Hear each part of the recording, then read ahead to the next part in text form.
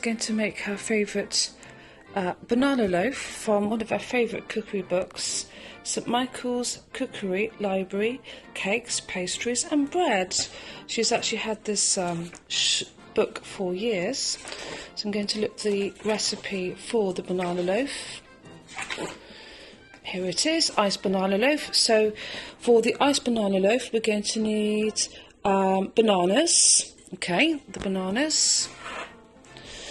Then we will need self-raising flour.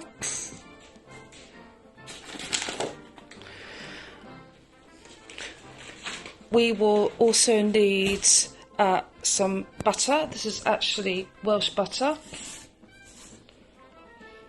Welsh butter. Some salt. Yeah. Some sugar.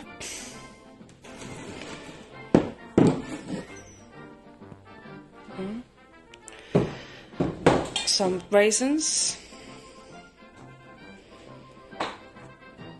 Raisins. Then we need apricots. We're going to make banana and apricot loaf. Okay.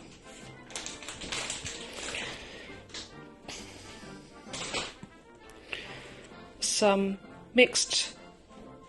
sweet mixed spices.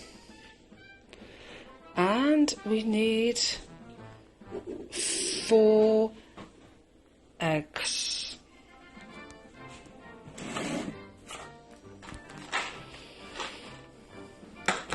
Here.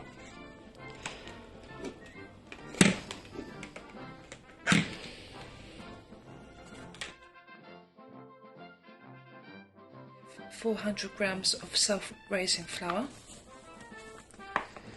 Very good. Yeah, we're using the metric system. Okay. Only in America and in Britain do they use the imperial system, but everyone else uses the metric system. So that's almost 400 grams.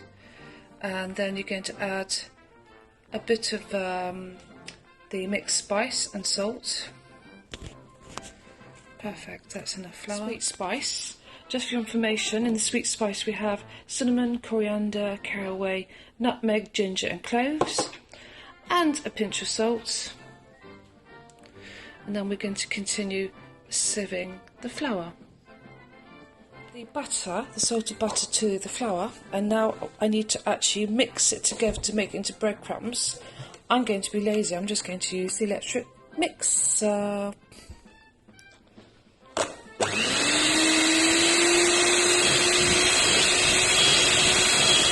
I need to mash the bananas. Traditionally, I could actually use a masher. This is often used for mashing potatoes with its actual handle. But I'm going to cheat. I'm actually going to use the electric whisk and mash the bananas with the electric whisk. Ooh, that's better.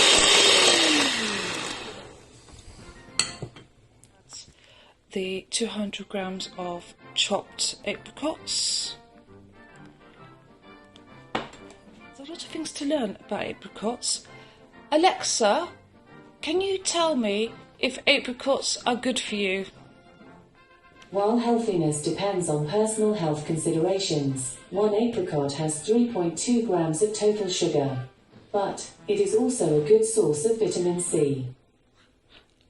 And also K. And also A, so apricots are very, very helpful for you, but it does have a lot of sugar, so I would eat apricots in moderation.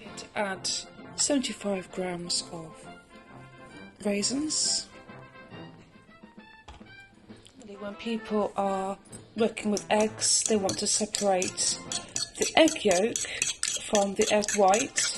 But you can see I'm mixing it together. But what I have separated I'm going to keep are the eggshells, and they're not going into the bin, they're going back to our chickens because there's calcium in the eggshells and the chickens need to eat their eggshells in order to have enough calcium to make more eggs for us. I'm going to add the beaten egg to the cake mixture. Look at that colour. That only is because our eggs are free range eggs and actually come from our garden, from our hens. So going to slowly mix this, and then what I'm probably going to use is the electric mixer just to mix it thoroughly, so that we've got a nice consistent banana loaf mixture for our tin. Are well mixed in, and we've actually got two tins. This is actually a cake tin because it's round, and we have a loaf tin which is for loaves, like loaves of bread. But we're going to now put the mixture to the loaf tin. This is actually called a loaf tin because it's actually rectangular and gives the shape of a loaf of bread. So here I have my cake tin of banana loaf and my loaf tin full of banana loaf mixture, and now it's going to go into the oven at gas mark 4 for 1 hour and 10 minutes until the cake is risen and nicely baked and risen.